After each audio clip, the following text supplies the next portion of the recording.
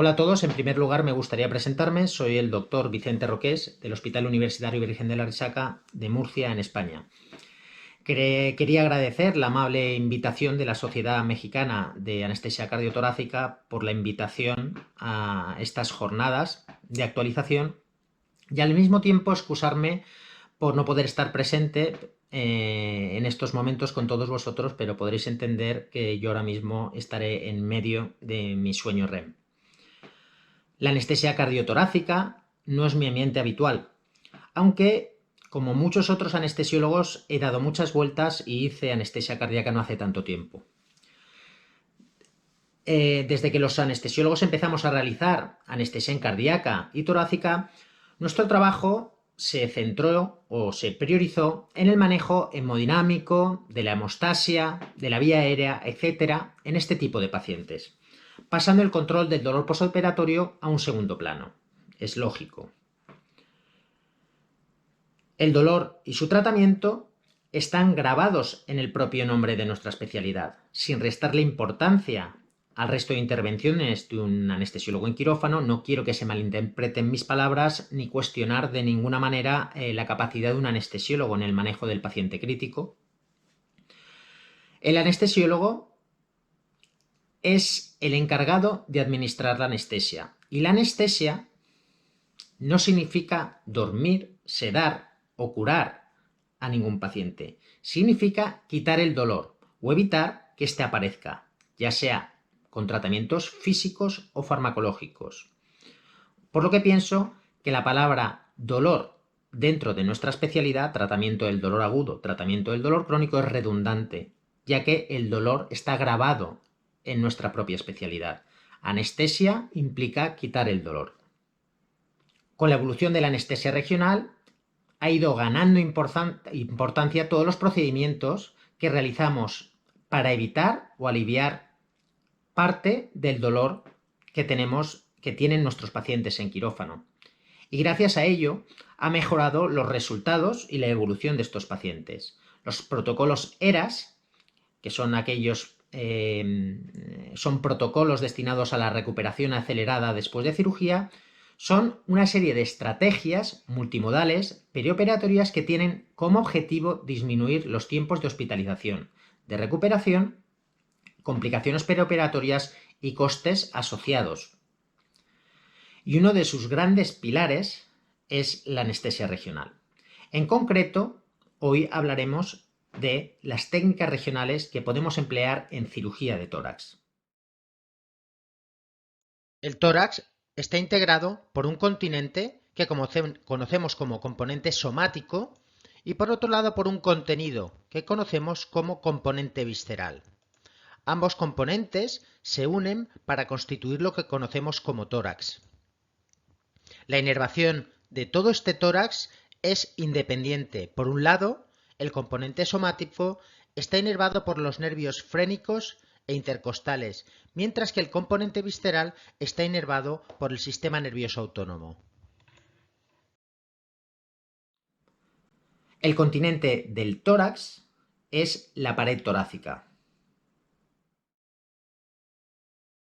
La metámera es un segmento transversal de la médula espinal del que se originan los nervios raquídeos izquierdo y derecho de un mismo nivel. De cada segmento de la médula surgen un par de raíces posteriores o sensitivas y un par de raíces anteriores o motoras, que se unen lateralmente a nivel del foramen intervertebral para formar un nervio espinal mixto. Cada uno de estos nervios inerva una franja de piel llamada dermatoma, por lo que la superficie corporal puede considerarse un verdadero mosaico de estos. Tenemos 28 dermatomas en el cuerpo humano. De estos 28, solamente 6 inervan la pared torácica, desde T1 hasta T6. Tenemos que tener en cuenta que recibe aportación de C5 en la cara anterosuperior del tórax y de C7 a C8 en la parte posterosuperior. Para poder entender correctamente todas las técnicas regionales que podemos realizar a nivel del tórax, resulta fundamental conocer la estructura de los nervios intercostales. De cada nervio espinal se desprende un ramo ventral o anterior que conoceremos como nervio intercostal y un ramo dorsal o posterior que se dirigirá a la cara posterior. De la línea medioaxilar se desprende el ramo cutáneo lateral, que a su vez se divide en un ramo cutáneo lateral posterior y ramo cutáneo lateral anterior. Y de la parte más anterior, el ramo cutáneo anterior, justo sobre la línea external. Además, tenemos que tener en cuenta la cadena simpática torácica y su relación con cada uno de estos nervios espinales. Realizando un esquema bidimensional de un nervio espinal torácico, seremos capaces de comprender la inervación somática del mismo. De cada nervio espinal se desprende un ramo dorsal y un ramo ventral. Del ramo ventral, inicialmente el ramo intercostal accesorio que tendrá una función puramente motora. De la línea medioaxilar, el ramo cutáneo lateral, que tiene una división cutánea anterior y una división cutánea posterior. Y de la parte más anterior del tórax, la rama cutánea anterior. Cada uno de estos ramos ventrales será lo que conocemos como nervio intercostal. Pero la inervación visceral será responsable de la cadena simpática torácica, que está comunicada con cada nervio espinal por los nervios comunicantes. Cada uno de estos nervios intercostales y sus ramas tendrá distinta relación con la musculatura que le rodea dependiendo de la zona donde lo estudiemos. A nivel paraespinal, este nervio intercostal y los vasos que le acompañan estarán situados entre la membrana intercostal interna y la pleura. A nivel de la línea medioaxilar, entre músculo intercostal interno e intercostal íntimo. Y a nivel paraesternal estará situado entre músculo intercostal interno y músculo transverso del tórax. La pleura parietal, al formar parte de la pared torácica y no de su contenido, sigue el mismo patrón de inervación metamérica de los dermatomos que ya hemos estudiado anteriormente. Solamente la pleura diafragmática y mediastínica recibe su inervación sensitiva directamente del nervio frénico, nervio mixto que también comparte la inervación motora del diafragma. El contenido del tórax es el componente visceral. Este contenido está formado por pleura visceral y pulmones y por otro lado el mediastino.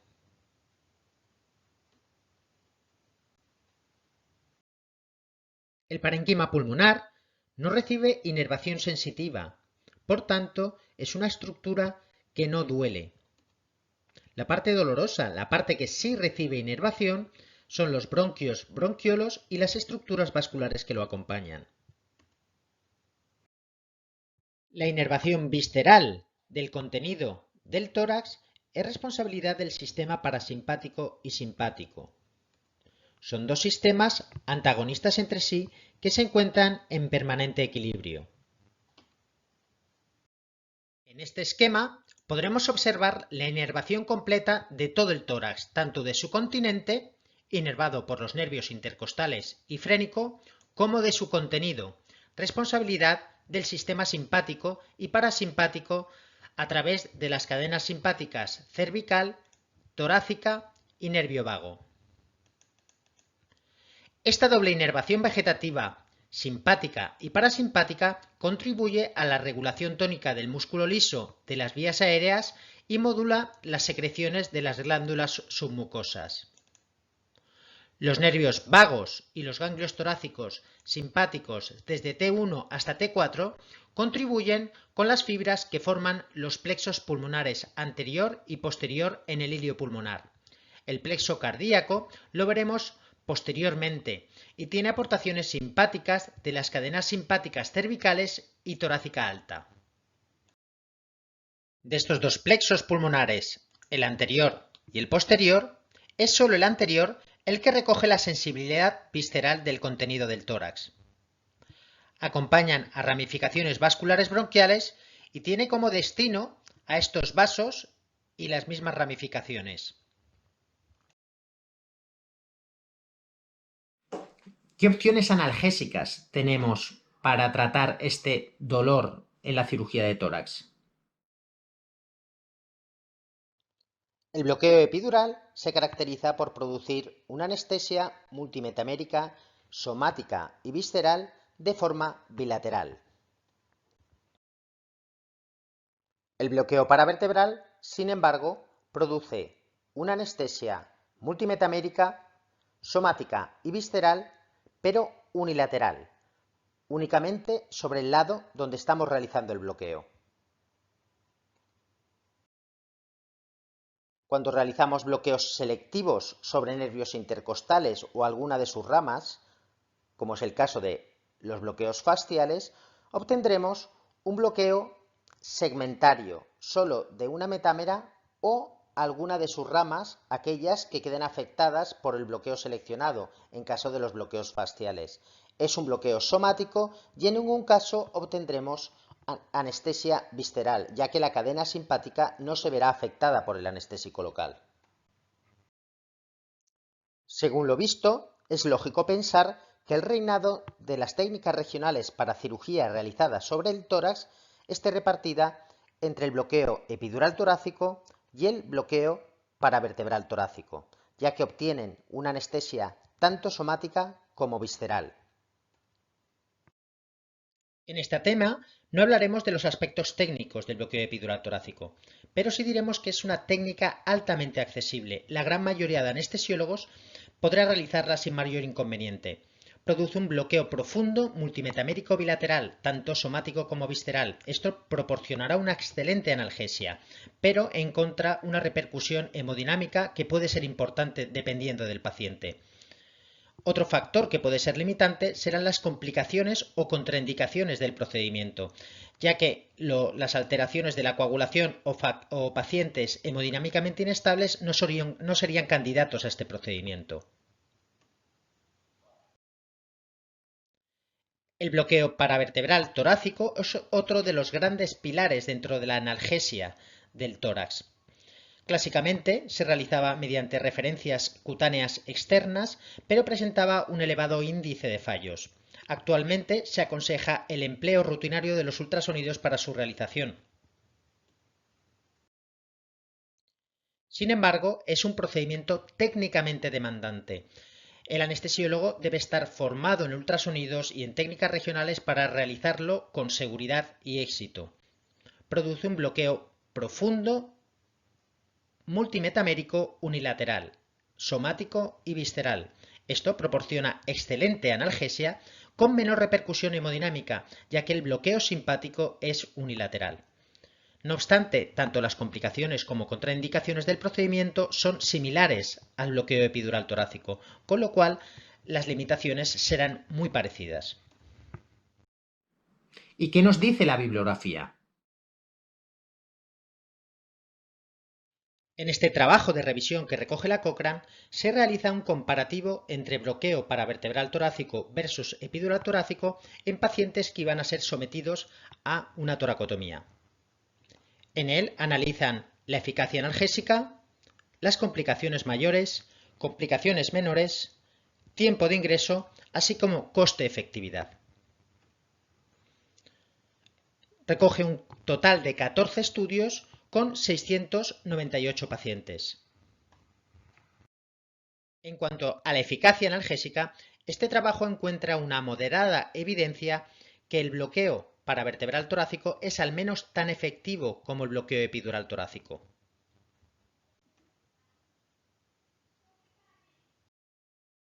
En cuanto a complicaciones mayores, el trabajo encuentra una baja o muy baja evidencia de diferencias en cuanto a la mortalidad a los 30 días o complicaciones mayores, como arritmias, infartos o problemas respiratorios. Con lo que concluye que ambas técnicas son iguales en este sentido, no encuentra diferencias en las complicaciones a largo plazo. ¿Y qué podemos decir de las complicaciones menores? Encuentra una moderada evidencia de que el bloqueo paravertebral encuentra un menor número de hipotensiones, náuseas, vómitos, prurito y retención urinaria. Es lógico si tenemos en cuenta que el bloqueo simpático es unilateral, con lo cual la repercusión hemodinámica es menor. No encuentra diferencias en cuanto al tiempo de ingreso y observa que en ningún estudio se realiza una comparación en el coste-efectividad de ambos procedimientos. Por tanto, si sacamos conclusiones del estudio que acabamos de analizar, veremos que no existe diferencia ni en la eficacia analgésica ni en las complicaciones mayores. Solo encontramos diferencias en las complicaciones menores. Otro gran trabajo que refleja la realidad de las técnicas regionales realizadas sobre cirugía torácica abierta es este PRO con epidural torácica versus bloqueo paravertebral.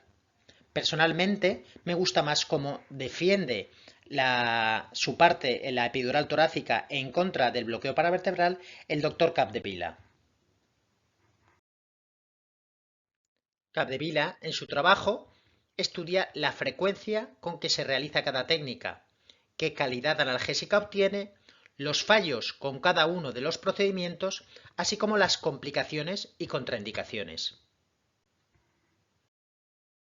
En cuanto a la frecuencia, cuál es la técnica más usada, encontramos que en el 61% de los casos de cirugía torácica abierta se emplea como técnica analgésica la epidural torácica, versus tan solo un 31% bloqueo paravertebral torácico. Otros trabajos también nos muestran el porcentaje de utilización de cada procedimiento y vemos que el bloqueo epidural torácico se emplea en muchos centros hasta un 94%, reservando el bloqueo paravertebral para procedimientos laparoscópicos. En otros, el bloqueo paravertebral torácico se emplea hasta un 30 o un 44%, llegando hasta un 50% en cirugía videotoracoscópica. En cuanto a la calidad analgésica, el Dr. Capdevila encuentra los mismos resultados que encontramos en el trabajo que hemos analizado anteriormente de la Cochrane. Una moderada evidencia de que el bloqueo paravertebral es al menos tan efectivo como el bloqueo epidural torácico. No es más efectivo una que otra, los dos son igual de efectivos. Otros trabajos también analizan el bloqueo paravertebral y encuentran que la difusión del anestésico local no se extiende a más de 3-4 metámeras. Por tanto, aconsejan una realización multinivel del bloqueo paravertebral, realizar una multipunción, varias infiltraciones a varios niveles para alcanzar más metámeras. Por contra, y a diferencia y otra de las grandes ventajas del bloqueo epidural torácico, es que llegamos a mayor número de metámeras con una única punción. ¿Qué podemos decir del fallo de la técnica? Aunque los estudios hablan de que el bloqueo epidural torácico falla entre un 1 y un 30% y el bloqueo paravertebral entre un 6 y un 12%, considero que un 30% de índice de fallos es un índice altísimo.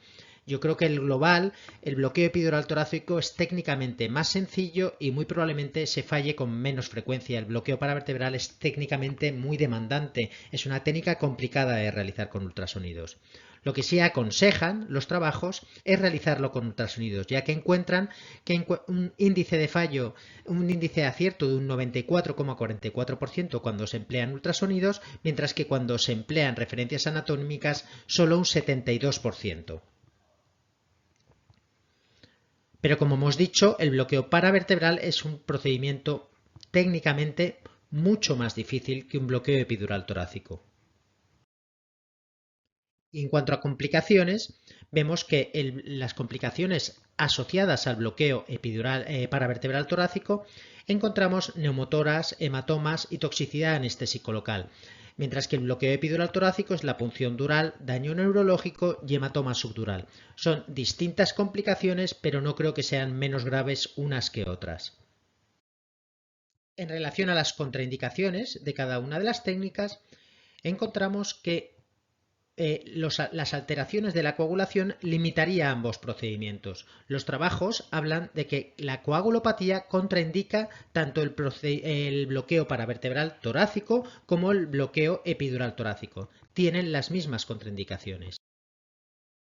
Hemos visto con anterioridad que solo encontramos diferencias en cuanto a complicaciones menores a favor del bloqueo paravertebral torácico, pero muy probablemente tendríamos que añadir como argumento en contra del bloqueo paravertebral la curva de aprendizaje. Es un bloqueo complejo, difícil de realizar. Todos estos trabajos que acabamos de analizar muestran una realidad en cirugía abierta de tórax, pero la realidad de la cirugía de tórax actual es su continua evolución hacia técnicas quirúrgicas cada vez menos agresivas para acelerar el proceso de recuperación y el alta. Desde la cirugía videotoracoscópica multiportal hasta la cirugía single port que comienza a ganar popularidad. Si la cirugía evoluciona hacia la menor invasividad, resultaría contradictorio que nosotros, los anestesiólogos, no evolucionáramos en el mismo sentido. Un bloqueo epidural para una cirugía en la que se espera una recuperación temprana podría resultar excesivamente agresivo y necesitaríamos adaptarnos a estas nuevas necesidades y retos que nos plantean nuestros cirujanos. ¿Debemos entonces replantearnos nuestras estrategias analgésicas? Basándonos en lo que refleja la bibliografía a día de hoy, el bloqueo epidural torácico sigue siendo el gold estándar en cirugía torácica abierta, debido a su gran difusión, versatilidad, accesibilidad y propiedades analgésicas. El bloqueo paravertebral torácico, aunque no representa la técnica más empleada, sería la opción más deseable, ya que obtiene los mismos resultados con un menor número de complicaciones menores, pero con la gran limitación de ser técnicamente mucho más demandante. Cuando hablamos de cirugía mínimamente invasiva del tórax, la cosa cambia. El bloqueo epidural torácico parece ser una técnica riesgo-beneficio difícilmente defendible, por lo que la mayoría de anestesiólogos optan por el bloqueo paravertebral. Pero la realidad es que el bloqueo paravertebral sigue siendo técnicamente demasiado difícil para popularizarse rápidamente y se empieza a cuestionar la superioridad, en términos generales, de los bloqueos fasciales del tórax.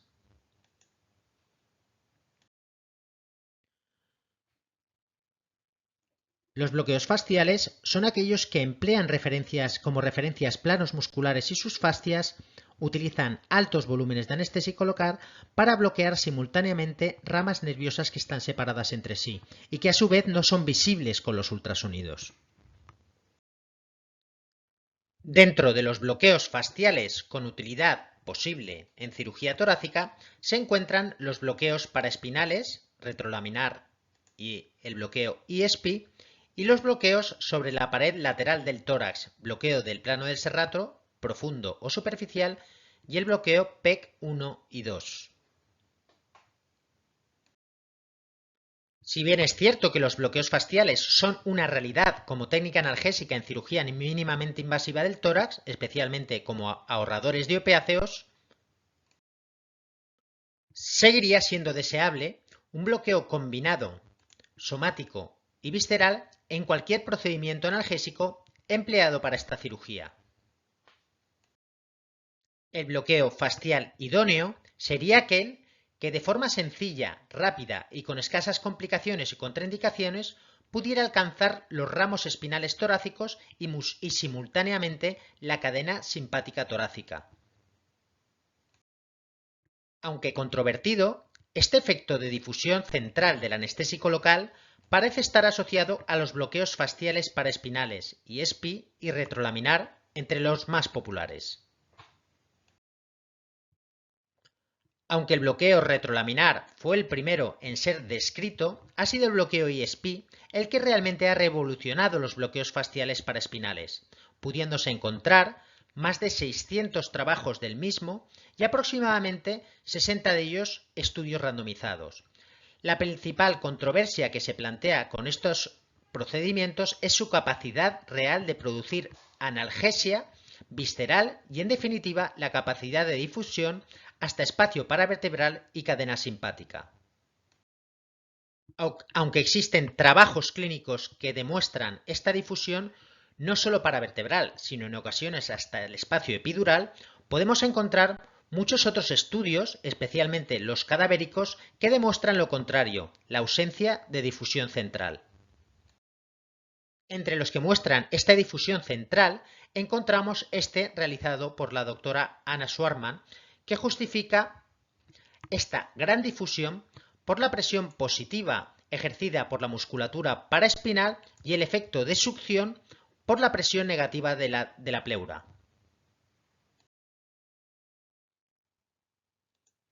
Hemos encontrado 3 estudios comparativos randomizados del ISP en cirugía torácica abierta.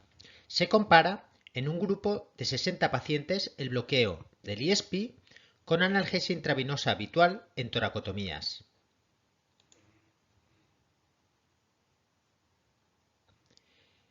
En otros 60 pacientes el ISP con el bloqueo intercostal en minitoracotomía y el ISP versus bloqueo paravertebral torácico en toracotomías realizadas sobre 94 pacientes.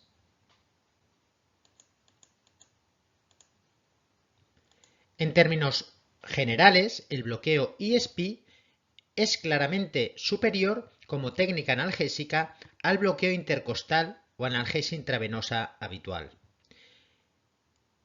Y el último trabajo no obtiene diferencias significativas entre el bloqueo ISP y el bloqueo paravertebral en cirugía abierta de tórax.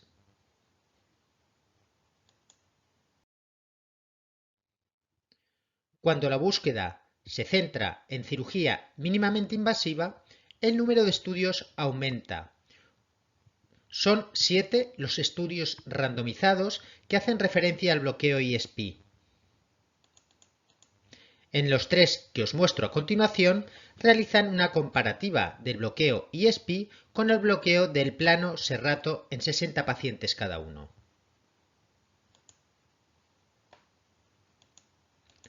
Concluyen que el bloqueo ISP es superior como técnica analgésica, reduciendo significativamente la puntuación en las escalas de dolor y consumo de opiáceos. También se comparan el bloqueo paravertebral torácico, intercostal y el ISP en 75 pacientes, el bloqueo paravertebral con ISP en 67, el bloqueo paravertebral continuo y el ISP continuo en 81 pacientes, y para terminar el bloqueo ISP inyectando anestésico local versus ISP inyectando suero salino.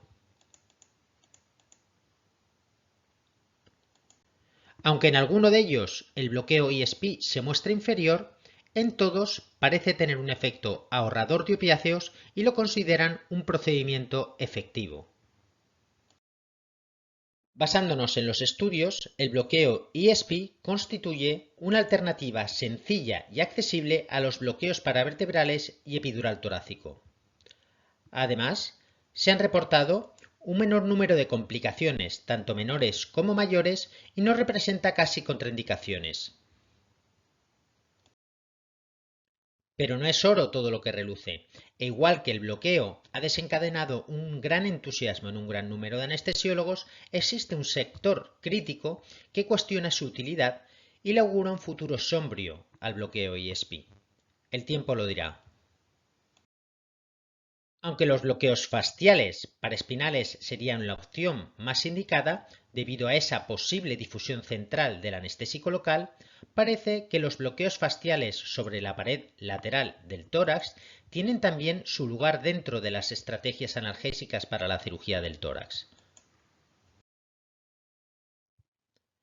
El bloqueo del serrato consiste en la inyección del anestésico local sobre el plano superficial o profundo del músculo serrato anterior para bloquear el ramo cutáneo lateral de varios espacios intercostales de forma simultánea.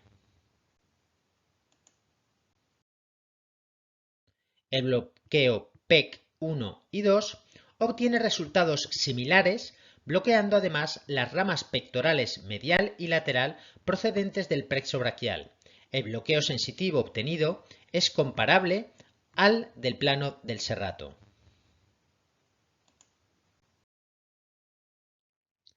¿Qué nos dice la bibliografía al respecto?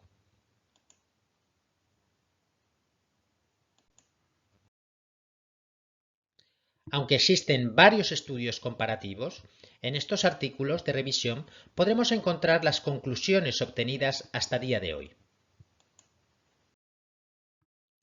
En esta revisión se analizan 51 trabajos, 9 estudios randomizados, 13 de cohortes, 19 serie de casos y 10 casos clínicos aislados. 4 de ellos comparan el bloqueo del plano del serrato con otros procedimientos y 2 lo hacen con el PEC-Block. Ambas técnicas parecen ser efectivas en el control del dolor posoperatorio y obtener un ahorro de opiáceos significativo, especialmente si lo comparamos con analgesia habitual intravenosa y bloqueo intercostal. Se muestran inferiores al bloqueo paravertebral punción única en calidad analgésica y duración, aunque el bloqueo continuo del plano del serrato podría ser comparable en duración. En lo que ambas técnicas se muestran superiores es en el menor número de efectos secundarios o complicaciones reportadas. El bloqueo del plano del serrato es el más estudiado de ambos para la cirugía torácica. En este metaanálisis del 2020 se concluye que reduce el dolor y consumo de opiáceos a las 0, 6 y 24 horas con menos náuseas y vómitos que otro tipo de intervenciones. Como conclusión, son técnicas regionales muy sencillas y accesibles a la gran parte de anestesiólogos. No hace falta tener una amplia experiencia en técnicas regionales para su correcta ejecución.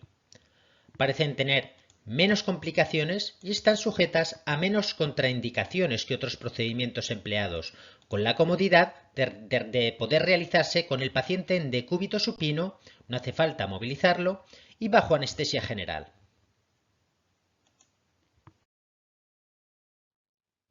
Como esquema final, en cirugía torácica, son técnicas de primera elección en cirugía abierta de tórax el bloqueo epidural torácico y paravertebral, obteniendo un bloqueo anestésico profundo tanto somático como visceral.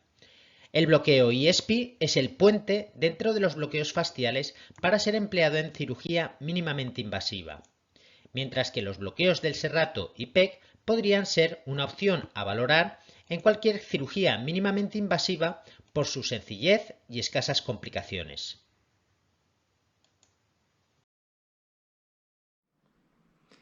Espero que os haya gustado la presentación y que las dudas que puedan ir surgiendo podamos resolverlas en un futuro. ¿Y no vas a decir nada de la anestesia cardíaca? Pues también es verdad, algo tendremos que decir de las técnicas regionales en cirugía cardíaca.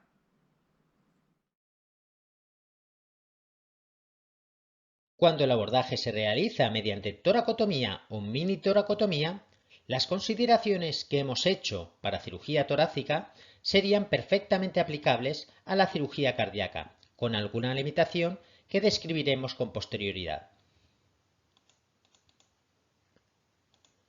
Cuando el abordaje es medial, mediante esternotomía o mini esternotomía, nuestros planteamientos deben cambiar, ya que la técnica analgésica a realizar debe de alcanzar ambos ramos cutáneos mediales y el bloqueo debe ser realizado de forma bilateral.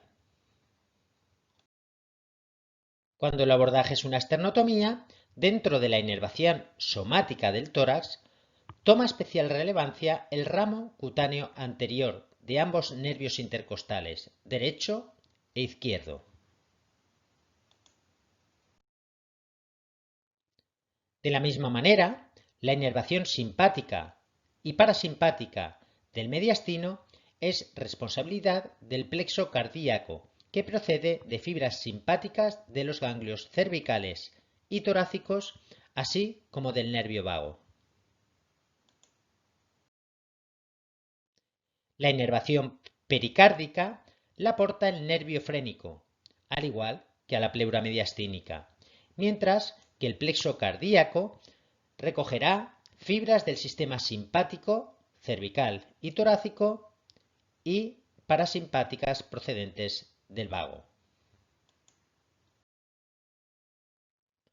A pesar de que empieza a tomar relevancia la anestesia regional en cirugía cardíaca, especialmente con la implantación de cirugías mínimamente invasivas y los protocolos ERAS, existen determinadas circunstancias limitantes que han entorpecido su empleo sistemático. No puede menospreciarse el hecho de trabajar sobre pacientes anticoagulados, hemodinámicamente inestables y la necesidad de realizar un bloqueo bilateral para las esternotomías. Pero con la evolución de la cirugía, las técnicas Fast Track y las nuevas técnicas regionales descritas, se está retomando la necesidad de optimizar la analgesia posoperatoria para mejorar los resultados obtenidos. El bloqueo epidural torácico, aunque se ha empleado y descrito en múltiples artículos, tiende a evitarse debido a sus contraindicaciones relacionadas con la hemostasia y efectos sobre la hemodinámica del paciente. El bloqueo paravertebral, aunque produce menor repercusión hemodinámica, sus contraindicaciones son compartidas con el bloqueo epidural. Queda todavía mucho recorrido hasta demostrar que los bloqueos fasciales como ahorradores de opiáceos pudieran ser una alternativa a considerar de forma regular y sistemática en cirugía cardíaca.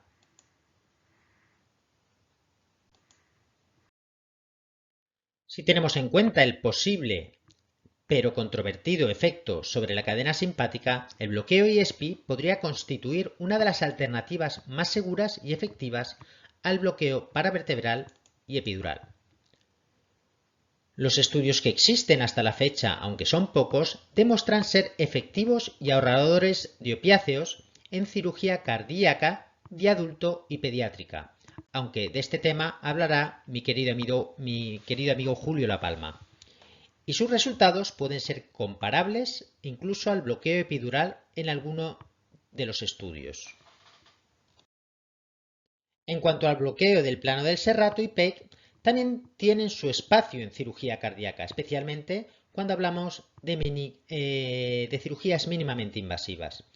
No existen estudios del plano del serrato realizados sobre esternotomías, pero los estudios que existen con el PEC-Block parecen obtener un adecuado control del dolor posoperatorio con evidencia grado 4 y grado 2 en cada uno de los estudios que analizan. Merecen una mención especial los bloqueos fasciales específicos para el ramo cutáneo anterior intercostal.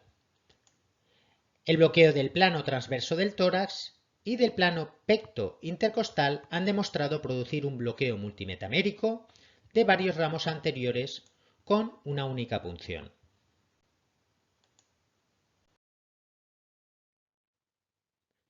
Si observamos desde el interior, veremos que la pared torácica paraesternal está formada de fuera hacia adentro por el músculo pectoral mayor, membrana intercostal externa, músculo intercostal interno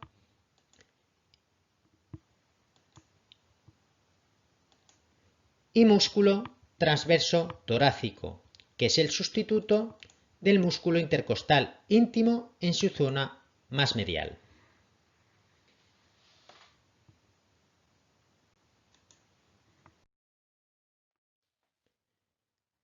La inyección de 15 ml de anestésico local sobre el plano del músculo transverso torácico entre los espacios intercostales parece producir un bloqueo multimetamérico de los ramos anteriores de los nervios intercostales. La técnica puede realizarse tanto en plano sagital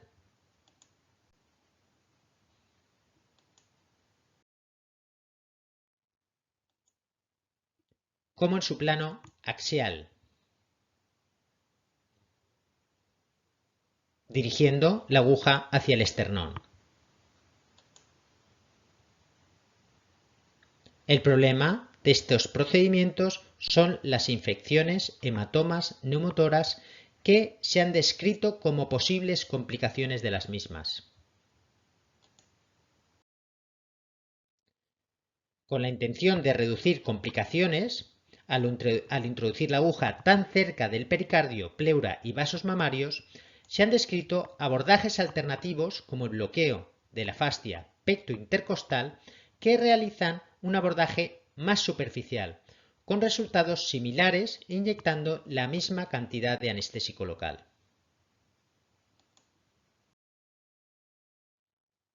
Aunque son técnicas a las que les queda recorrido en cirugía cardíaca, en las pocas publicaciones que disponemos podemos intuir su aplicabilidad como técnica analgésica o de rescate.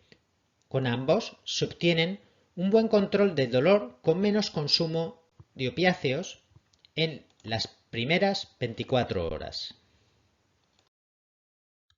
En esta escalera que hemos diseñado para estratificar el valor de cada técnica regional dentro de la cirugía cardíaca, hemos dejado fuera el bloqueo epidural torácico y paravertebral, ya que en su momento tuvieron un lugar privilegiado en esta escalera, pero sus limitaciones y la aparición de otras técnicas menos comprometidas han ido dejándolas de lado.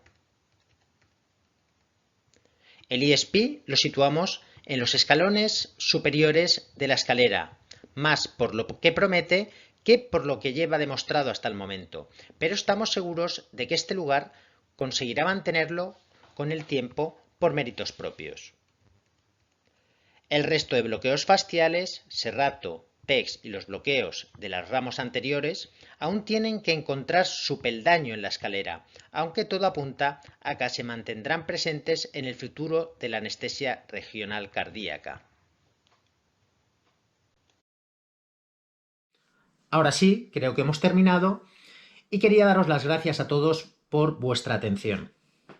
Si a alguno le queda alguna duda de mis conocimientos o mi experiencia en estos quirófanos que frecuentáis vosotros habitualmente, tenéis que saber que yo duermo todas las noches con la anestesia torácica de mi hospital. La doctora Sánchez Amador, que es mi mujer, mi esposa, es la que veis a la derecha de la imagen y me ha ayudado a entender cuáles son las necesidades analgésicas de este tipo de pacientes. Y quiero darle también las gracias por lo que me ha hecho entender de estos quirófanos.